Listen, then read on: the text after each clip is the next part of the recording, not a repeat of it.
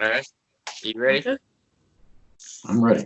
So, beep one, I was typing something in my phone, and I typed out like a full sentence, and then at the end of the sentence, there was a word that was like out of place, or I wanted to move the word to a different part of the sentence, and it beeped when I was typing the word innocent, and I wasn't thinking about the sentence at all anymore. I was just saying the word innocent as I was typing it. So I was saying it like slowly because I type slower on my phone than I do when I type on the computer. So I was like saying innocent in my head when I was typing. And is your experience of the typing as well as the speaking? That's more of the muscle memory of actually typing the word. I wasn't like focusing on the actual individual letters while I was typing. I was more so of just saying the word, and my fingers were going along with it. Okay, so your experience is directly before the footlights of consciousness experiences of in, no, sent. Yeah. Okay. In your voice slowly, any other characteristics of your voice that are notable?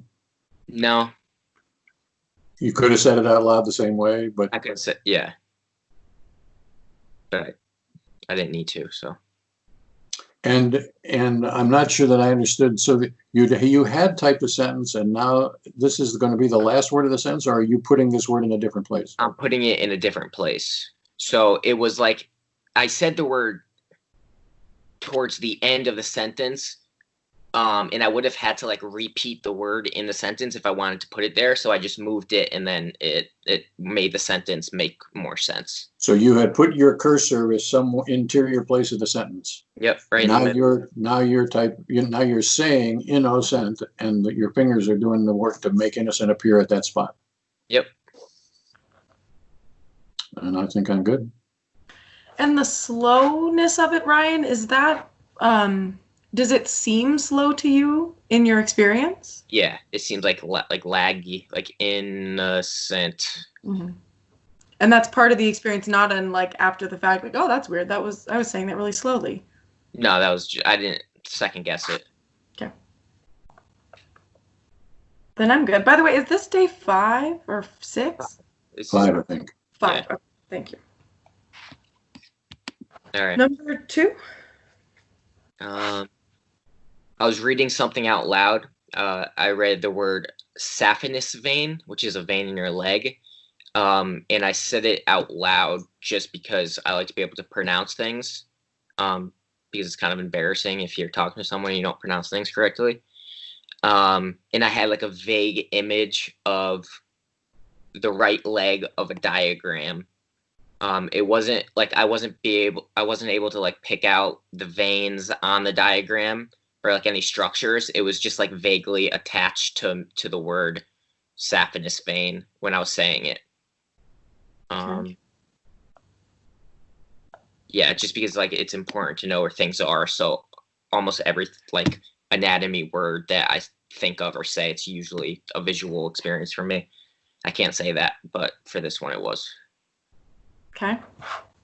Nice bracketing there. Thank you. Okay, so so I want to understand the reading and the saying it out loud. Are you is saphenous vein the word you're on in your reading, or are you reading and you sort of pull away from the reading to practice pronouncing this word? It was a heading, or it wasn't a heading. It was a bullet point where it was about like doing CABG, which is like taking veins from other arteries from your body and putting it over the coronary artery if it's clogged. So I was just reading. There was like a bullet point, and one of them was saphenous vein, and I said it out loud just to like make sure I know how to say it. And does it seem like I'm reading out loud at this moment, or does it seem like I'm saying saphenous vein because I want to practice pronouncing it? And maybe you're like, I don't know, these are the same, or this question doesn't make sense.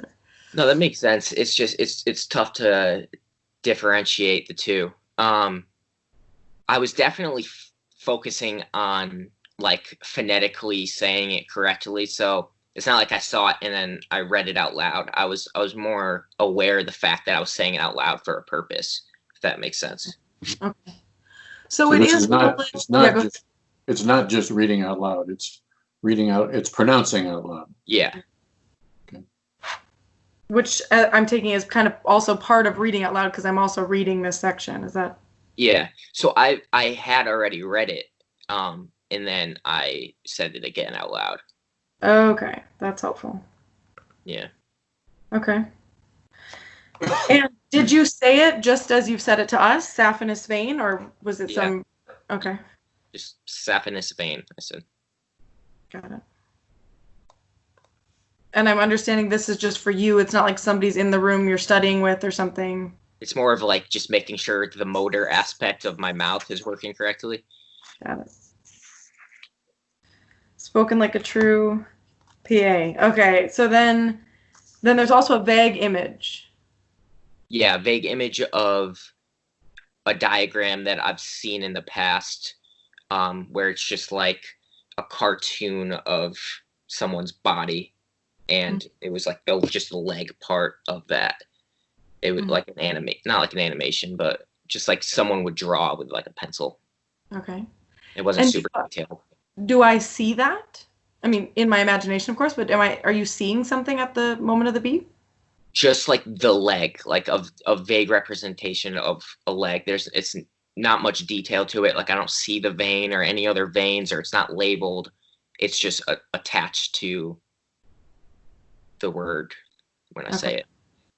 So by vague, I'm understanding you to mean like this seeing has almost no details. It's very unarticulate, but I do see something. I see the right leg of a diagram. It's similar to beep 1 of last session where I was thinking about sending someone a message, and like it was like a vague image of them, but it wasn't like super defined or anything. Mm-hmm. And as I recall, in that beep, we kind of went back and forth about whether it was an inner seeing. But I think we came down on the side of it's probably, or we're pretty sure it's an inner seeing, that this is a visual experience. It was just so inchoate that it's hard to even call it a seeing. Is that? Yeah, correct. And how does this one compare to that? Like, is this equally inchoate, or is this one a little clearer, a little more detailed, or? I would say it's a little bit more clear just because it's a diagram that I've like was just looking at, so it was like fresh in my mind, and I didn't have to like put much work into it or anything. Like I could have forced myself right now to like think about the picture that I'm thinking of right now, but it wasn't like that. It was just like vaguely there, like. Okay. So by vaguely there, do you mean? I'm still trying to figure out what you mean by vague. I know.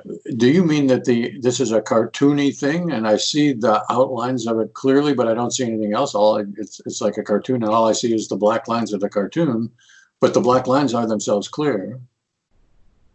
So that could be vague because all I see is the outline. Or by vague, you mean I don't even see the outlines clear. The outline, I can see them, but even the outlines aren't clear. Yeah, it's more like the latter. It's more like it's like drifting off in my brain. Like it's not fully present, but it is definitely like lingering around. Okay. And is it clear enough to say, like, do I see just a leg, or do I see the whole diagram but really mostly the leg? Or yeah, it's clear enough for me to know that it was just like the right leg of the image. Okay, so I know this comes from a diagram of the whole body, but at the moment I just see the right leg. Yeah, the patient's right leg. Okay. There, the images. Okay. And between the saying aloud saphenous vein and this vague inner seeing, is one of those more prominent for you at this moment? Can you repeat that? Sorry. So I'm understanding there's sort of two things going on in this experience. I'm saying aloud saphenous vein, and I've got the vague image of the leg. Definitely saying the okay. words. That's much more prominent? Yeah. And like 90-10 more, or like 60-40 more? 95-5, 90-10, yeah. It's just vague. It's like, I know it's hard to explain, but yeah, I've had stronger visuals in the past for sure. Great, yeah. Then I'm good. So it seems like you're capable of having visual in a range of clarity or whatever. Absolutely. Number 3. Okay. So that the saphenous vein thing, I was studying for a test this morning, and I was taking the test and also doing the experiment.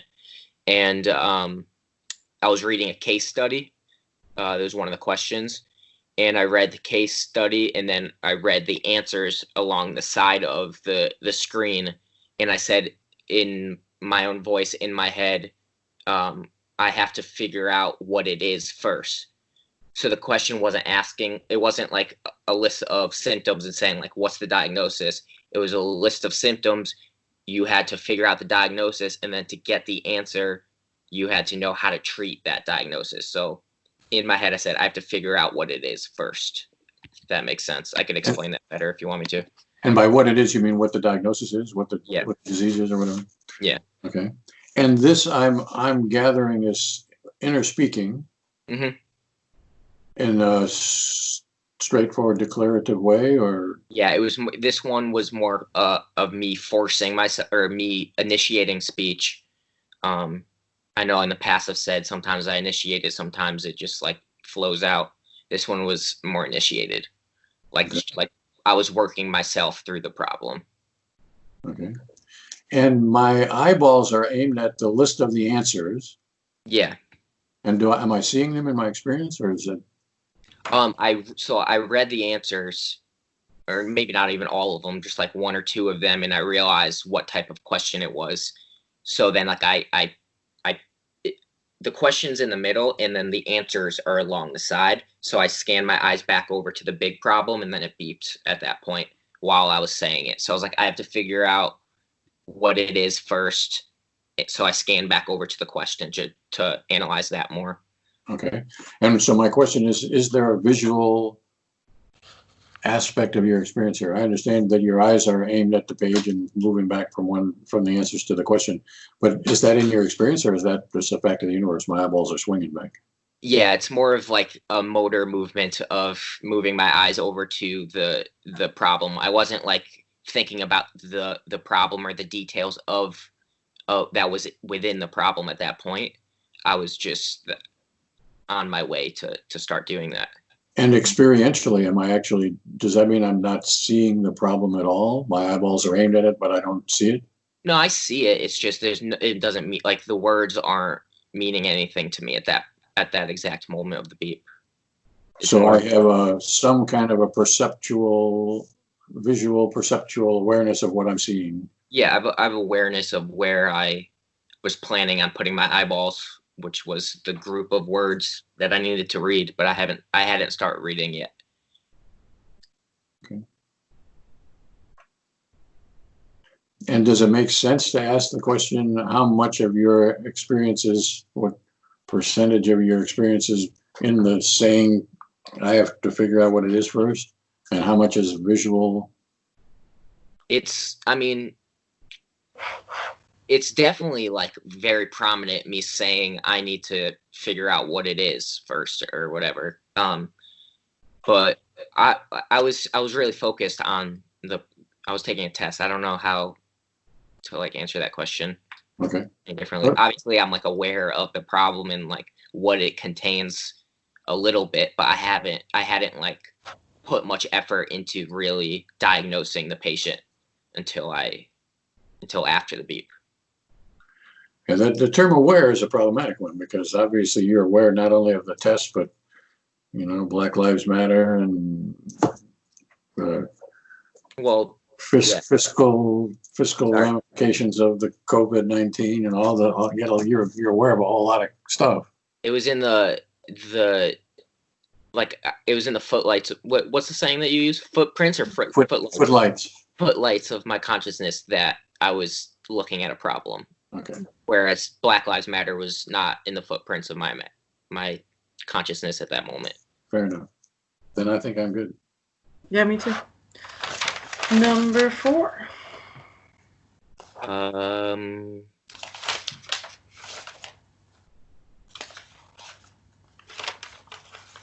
So this is a situation that happened last time where it beeped and then it beeped again immediately after.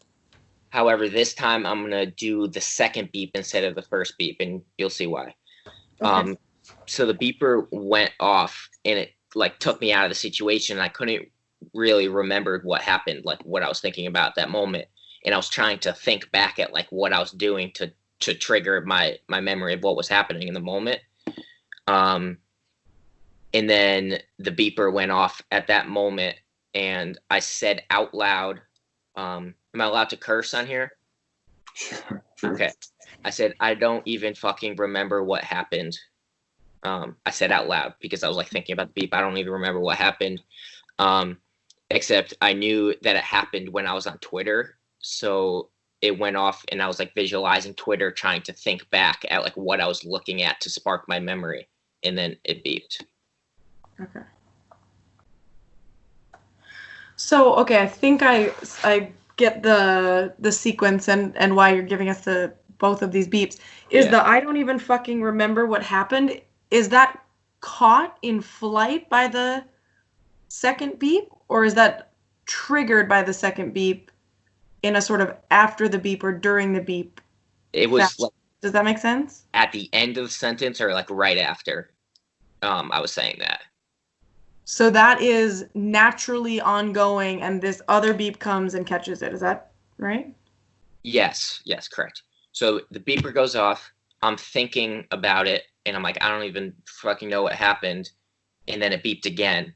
And while that was happening, I was also thinking about the thing I was looking at on Twitter, and I was trying to get that to bring me back. Okay. So it seems like we can probably discard the fourth beep of today. Yeah.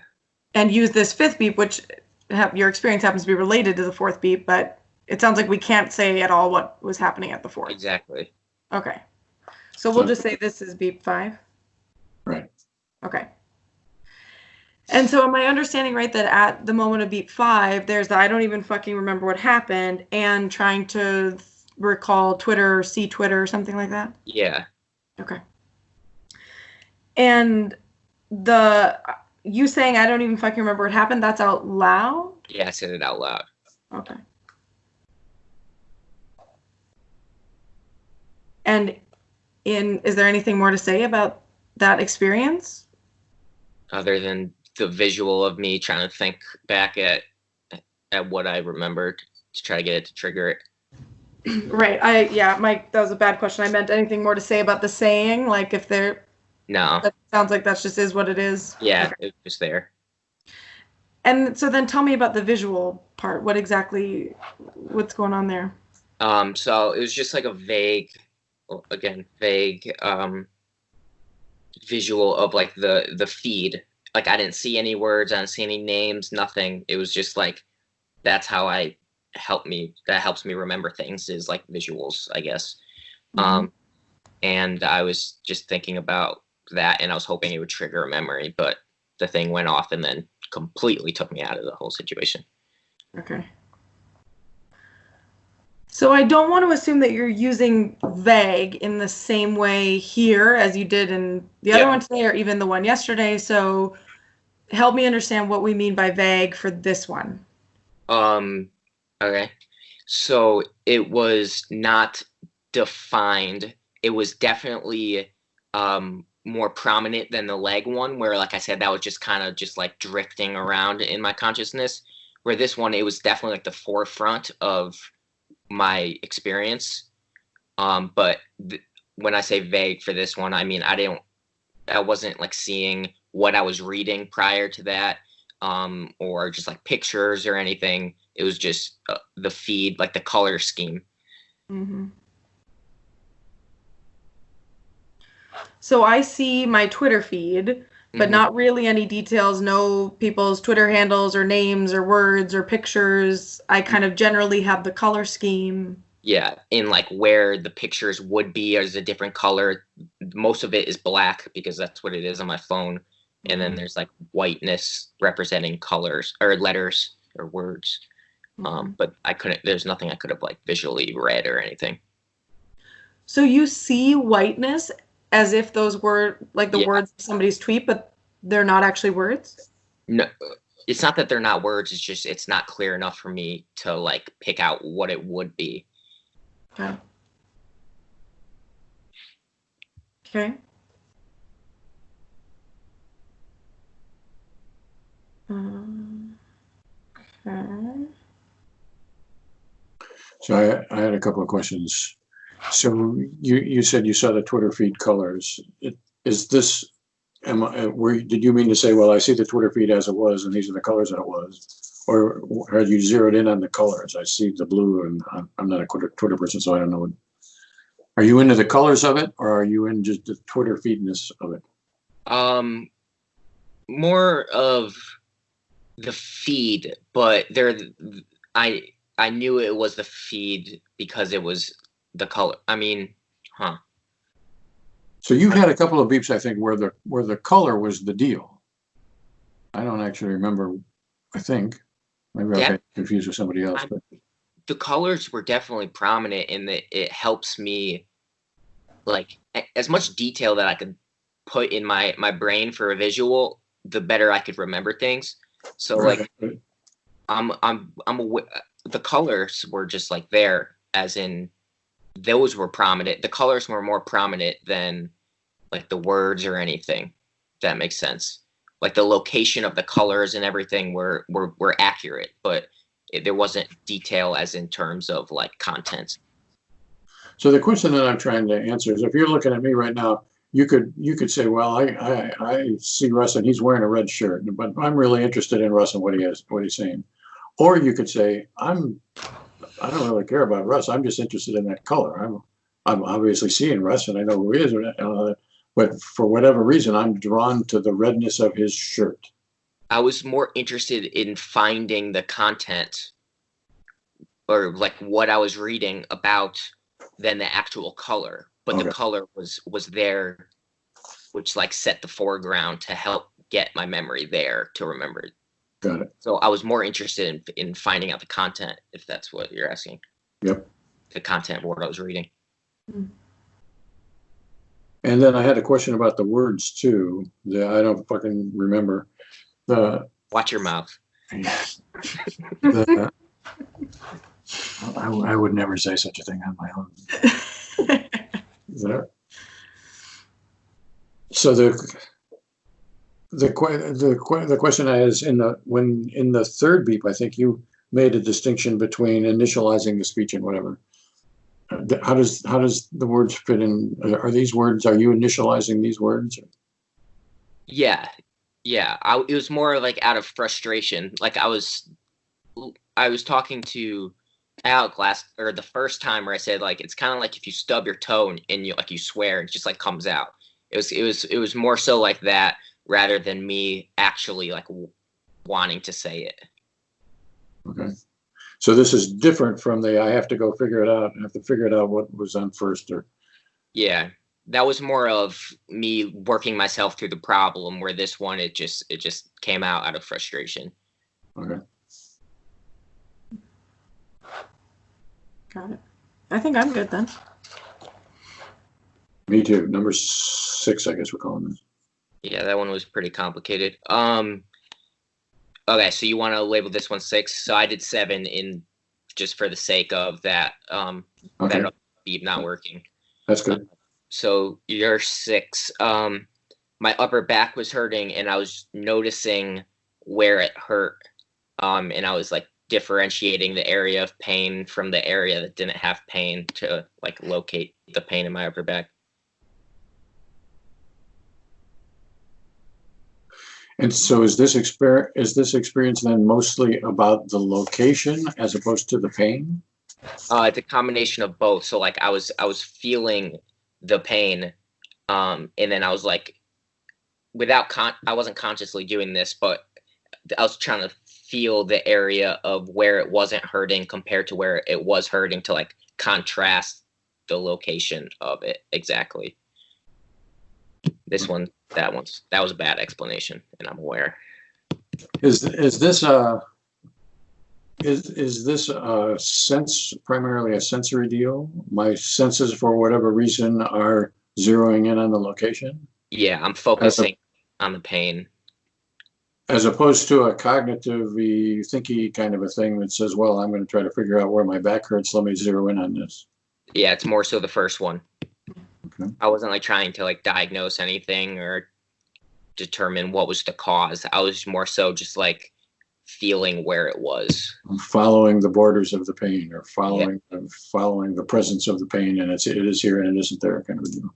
Yeah, at the moment of the beat. Okay. And I'm gathering that's all that's in your experience at this particular moment? Yeah, nothing else was in my consciousness at that point.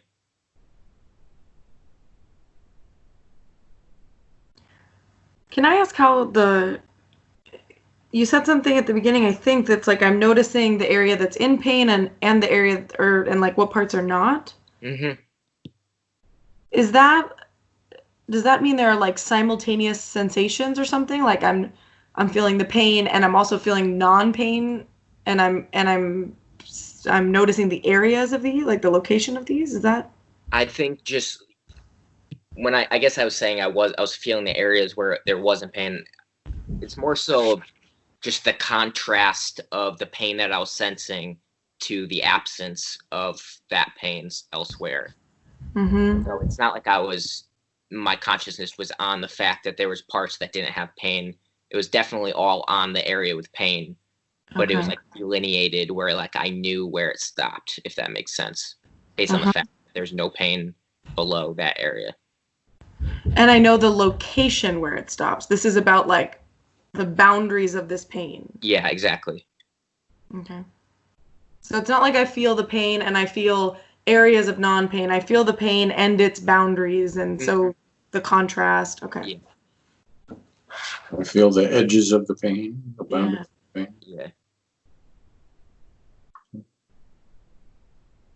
Is there more to say about the pain sensation itself? Like, is this a stabbing pain or a dull pain, or? It was a dull, achy pain from like clenching my shoulders. So it was like my upper back and my neck area.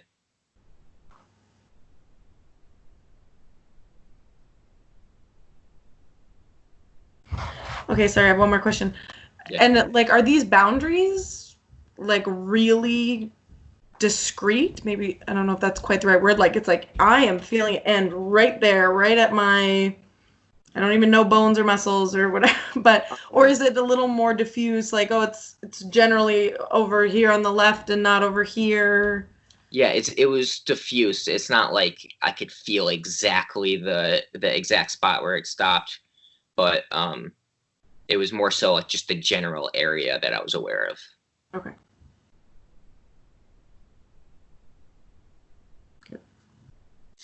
I guess one more question about that. So does it seem like my interest is in the boundaries of the pain, or does it seem like my interest is in the pain and I'm just I'm exploring the pain, and that includes where the boundaries are? Yeah, I was more so exploring the pain and like not like consciously trying to figure out where it was coming from, but it was definitely like targeted towards like exploring it, trying to like figure out not like where it stopped, but just the general like stuff that was involved. But I wasn't thinking about that at that time. Like what muscles were involved, I wasn't thinking about that. I think I got it. Yeah. Thanks. So there's a number 7? Yeah. This is the last one I have. I was sitting outside in the sun, and my eyes were closed. I was listening to music. I was conscious of the music. And then I was feeling the warmth. I was conscious of the warmth of the sun on my arm, my right arm. And I was also conscious of a loud plane that was flying over. My eyes were closed, but I was like sensing all 3 of those at the same time, at the same intensity. So 3 sensory deals, all simultaneously present and equally present? Yeah. Is that the last part was equally intense or whatever? Mm-hmm. Okay. Maybe not the lyrics of the music, but I was definitely like enjoying like the sound of it, like the the beat, I guess. Okay. And I couldn't tell if you mean that like as an afterthought maybe, or you mean like, no, really my experience is more of the beat than of the lyrics or the message or whatever. It was more like a physical feeling of the music than it was actually consciously listening to the lyrics and analyzing it. Okay. So let me start here. Do I hear the music at the moment? Mm-hmm. Okay. And I'm mostly into the beat as opposed to the lyrics. Mm-hmm. And sorry, my children must be running upstairs. And then is there also, or as part of that, there's a physical feeling? No, I wouldn't say it's physical. Like I could like bob my head to it. I don't know if that counts as physical, but like I wasn't like feeling the music. Okay. I'm into the beat. And that's not an explicitly physical thing. I don't know how to explain it because it might be physical. I genuinely don't know how to explain it if it is. Mm-hmm. So if we divided the music up into two aspects, the rhythm and the lyric, what you're saying is I'm more interested in the rhythm. I'm more attending to the rhythm than to the lyric. Absolutely. Yeah. Mm-hmm. Okay. And how your body does that, whether it pulls it apart. And then I feel the warmth of the sun on my right arm. Yeah. I was like half my body was like under an umbrella and my right arm was like on the outside and like I was feeling the warmth on my arm. Okay. I was more so consciously, I guess they aren't as even as I thought I was. I was thinking about the warmth on my arm, but I was definitely hearing the music at the same time and hearing the plane. Okay. So when you say they may not be as equal as I thought, what do you mean? I guess my attention was more directed to the warmth on my arm than the others, but everything was still present for sure. Okay. To say how much, I'm not sure, but they were all there at the moment of the beat. Okay. And of the three, it sounds like I'm slightly or somewhat appreciably more into the warmth. Yeah, more drawn to that. Okay. And does this seem like I feel the sun on my arm, or I feel warmth? I feel the warmth. Wait. And maybe it is both. I don't know. But I can imagine the experience being like, no, this is a sun experience. I feel the sun. Yeah. So I feel warmth, and I can tell you after the fact, like, well, it's from the sun. I was thinking about this after the beep and like after I wrote it down, where like there was a point where I was uncomfortably hot. Where it was like more so feeling like the rays of the sun. So like it was associated with the sun. It wasn't like the feeling of just heat on my arm. It was the sun causing the heat. Mm-hmm. Because it's a feeling that's unlike other things. Like you could go to the beach and lay out on the sun. You could like feel the sun. Sure. So it seems like I'm feeling the sun. What's that, Dr. Hurlbert? Radiant heat as opposed to light. Yeah. Yeah. And is there anything more to say about that sensation? Like, is it in a specific place on my arm, or when I say rays, do I really mean that I'm apprehending it as like a ray, or do I just mean I kind of generally feel radiant heat on my arm? Yeah, I feel the radiant heat on my arm, and I was like drawn to that. It felt like good, kind of. So like I was like, that's what drew me to it. Mm-hmm. It was refreshing to be outside because I've been inside for the last week, so it feels good to be outside. It was more of like a euphoric. Now you're gonna ask me about that.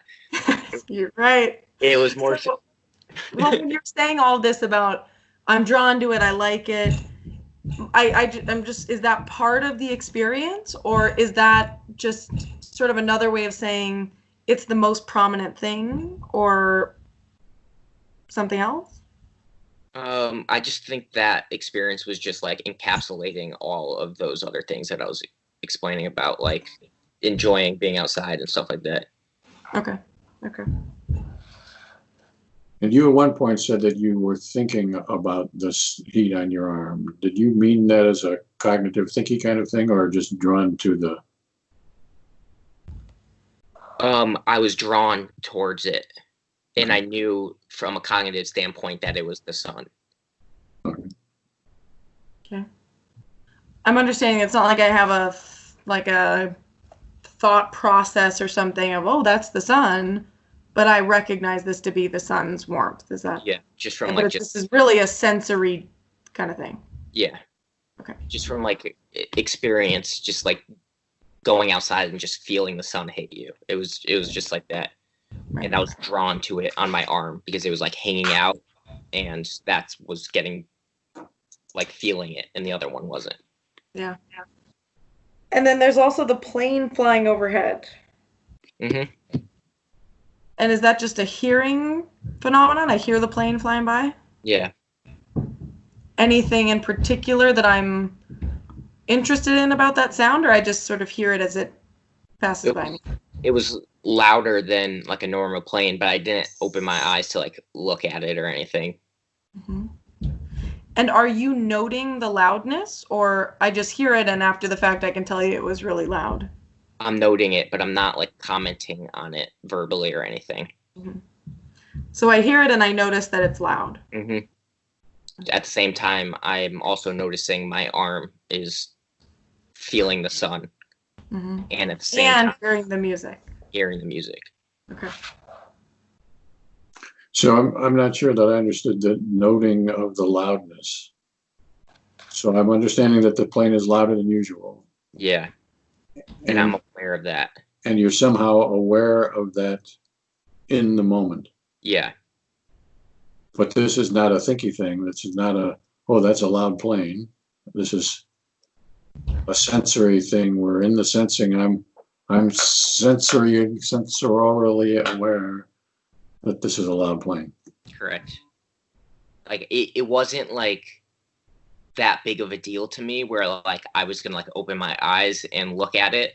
It's more so just the loudness caught my attention and made me hear it as well, like actually like listen to it along. See, I don't know. When it beeped, I can't tell you if like it drew my attention away from the music at that moment, or if the music drew my attention away from that, or if it was happening at the same time. I genuinely just don't know. But my experience is of a loud plane, not just of a plane that happens to be loud. Yes, it's a loud plane. Cool. I'm good. Yeah, me too. Am I helping? Are you guys learning anything from me? I think this is totally interesting. Yeah, agreed. I think we should do it another couple times and see what happens. Am I an exciting subject, or am I a boring subject? Subjects. I never use that term, but people worry much more about their interestingness than we ever do. I think I can speak for both of us. Every beep seems interesting to me, of almost everybody. Yeah, I'm sure some are boring though. You could admit that. Come on, the guy that just like did laundry and had nothing going on. It's still, I don't know. It's still totally interesting to see people sort of at their rawest like this. I think we had a little bit of a conversation a couple of sessions ago. It's not only the content of the experience that's interesting, but it is the eliciting of it, in the sense that I take you as trying to tell us what's going on in your experience, and you're doing that with your words, your way, your sensitivities, your whatever, and our job is to try to hear those things the way you intend it, and that is a whole body challenge for me, and I'm guessing for Alec as well, and that is interesting as well. And it's not like I'm noticing myself reacting to it, but it is, it is the whole thing is interesting. That's all I can say. So I feel like the more I do this, I feel like it's more complex than like I originally thought, and like it's difficult to truly explain everything accurate. Do you feel like you're getting an understanding of what's going on at all, or do you feel like you're not even close and you need a lot more sessions? Well, I think we're getting in. I think you're getting a clearer understanding of what's going on in your experience, and that may be for me more interesting than what your experience is. Mm. And I'm not actually 100% sure why I think that's interesting, but I do think that's interesting and valuable for people to apprehend their own inner experience in what we call high fidelity. Mm-hmm. And so, for example, it seems to me we're doing a pretty good job of distinguishing between I'm feeling the radiant heat of the sun and I'm thinking, oh, that's the sun. Your experience was of feeling the radiant heat and not of thinking, oh, that's the sun on my arm. Mm-hmm. And I think we are refining our communication about that.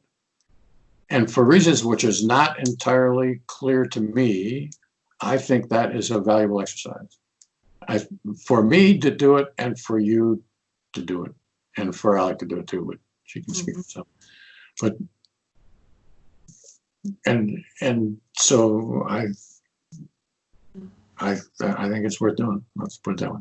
It is sort of therapeutic in a way. I don't know if anyone else has told you guys that, but it makes sense, right? Like if so much of what goes wrong psychologically is like a disconnect with reality, like think about schizophrenia. That's what that is. Yeah. You know, I'm not trying to compare you to someone with schizophrenia, but to get right about reality, to get closer to reality seems like a pretty therapeutic, healthy thing to do. Yeah. I would say our average participant says this was therapeutic, and some people would say I've had years and years of therapy and I've gotten more out of this talking about 34 beeps than I have out of, you know, however many years of experience. And it's something there's something remarkable about that. And there's also something that's not particularly surprising about that, because I think we, the three of us together, are trying to get a few glimpses of Ryan's experience, the way Ryan's experience actually is, as best as, or actually is might be a little strong, but a high fidelity glimpses of Ryan's experience. Yeah, I'm trying to do my best I can to actually like genuinely give as much detail as I possibly could, because I feel like I could easily just be vague and avoid the questions, but I think that's right. You could. My best. But what I would say is I think it's therapeutic for Ryan to know what's going on in his experience, and it's therapeutic for Russ to know what's going on, or it's therapeutic for Russ to try to grasp what's going on in Ryan's experience. Yeah. Those two things are fulfilling.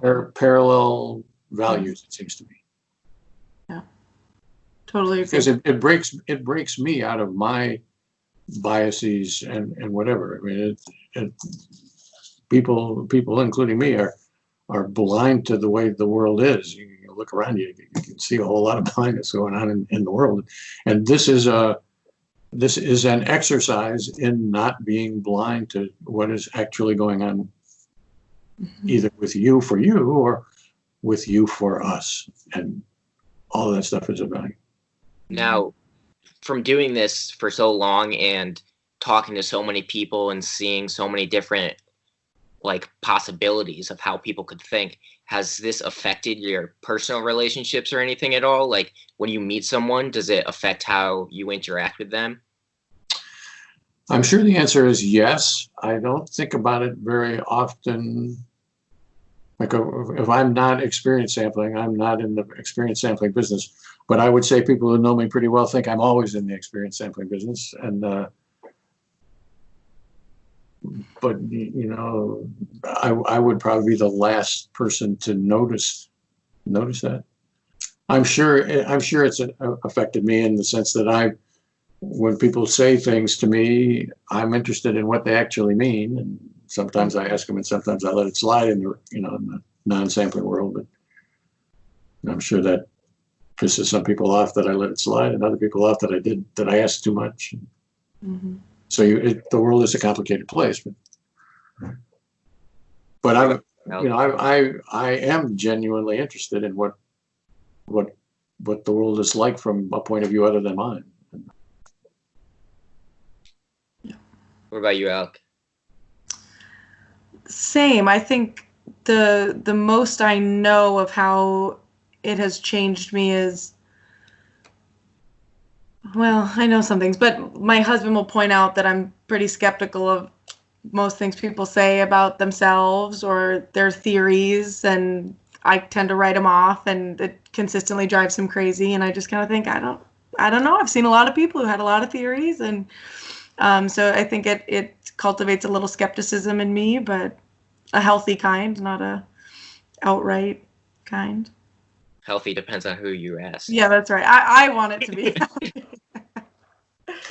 Well, this whole exercise started with Ryan saying, I have constant chatter in my head, constant internal monologue in my head. And we have seen precious little of that, actually. We have seen Ryan speaking, but I would say that it was quite different from the way he characterized it at the outset, at least as it seemed to me. Mm-hmm. And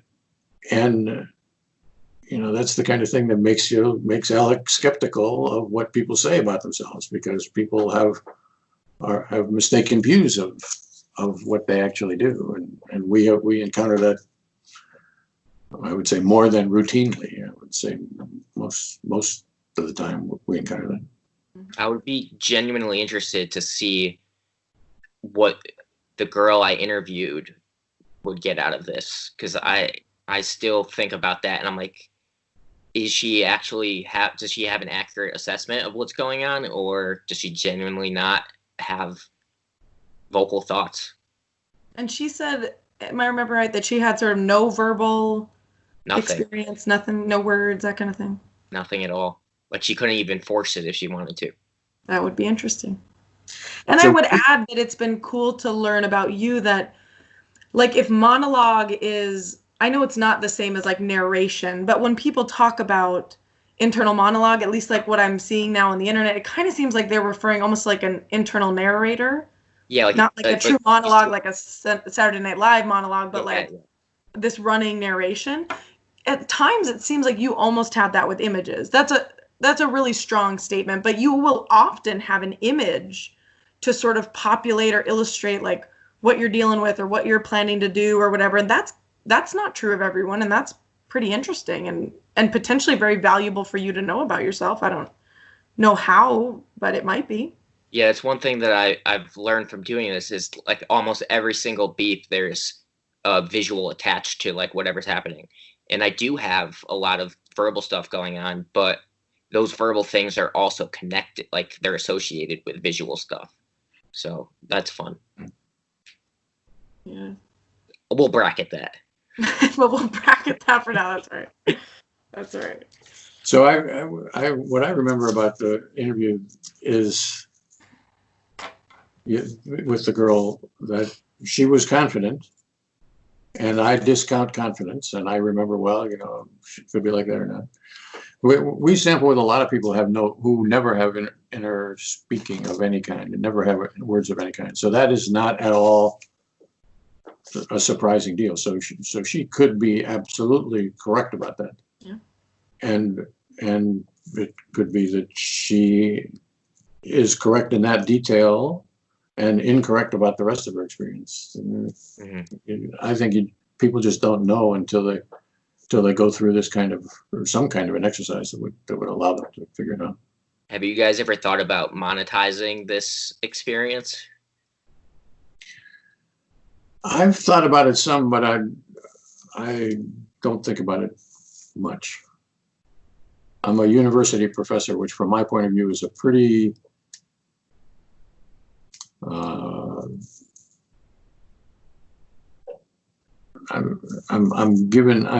paid by the state to try to speak the truth about things. Yeah, and you don't want to. And I don't want to screw that up. So I take that pretty seriously. Maybe too seriously or whatever. I don't know, but it would. Money screws things up, I would say. I do see value in what you're doing, though, so I appreciate what you do, and I'm sure a bunch of other people do as well. Well, I think this series of stuff is gonna make people think about it. I hope so. Which is good. So you all are gonna figure out when we're gonna do this again, Yep. and then you're gonna tell me. Yep. You got it. All right. Sounds great to good. me. Good to see you again, Ryan. Yeah. Thank you very much. See ya. Bye. See you.